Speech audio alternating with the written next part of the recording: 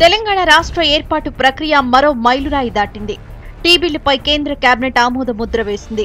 ప్రధాని నివాసంలో దాదాపు 2 గంటల పాటు తెలంగాణ బిల్లుపై కసరత్తు చేసింది మంత్రిమండలి.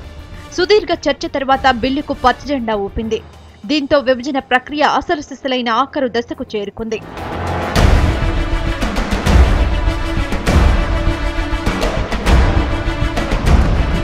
ప్రధానమంత్రి మన్మోహన్ సింగ్ నివాసంలో తెలంగాణ ప్రధాన అజెండాగా జరిగిన ప్రత్యేక కేబినెట్ సమావేశం ఆద్యంతం వాడివేడిగా జరిగింది.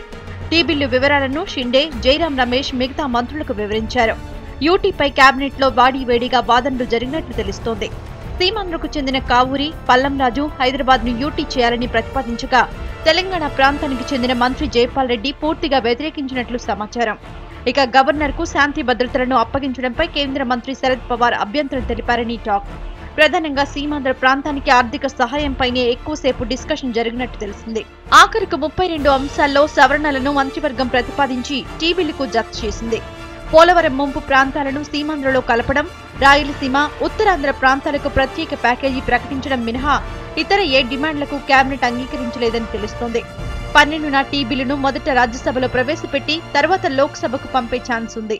I would appeal to all those who have given in writing a commitment to support the bifurcational state of Andhra Pradesh and creation of the state of Telangana to support the bill in its present format along with some amendments which the government of India has adopted after looking into the suggestions and the amendments moved by the Andhra Pradesh Assembly, and we would urge upon all the political parties to support it.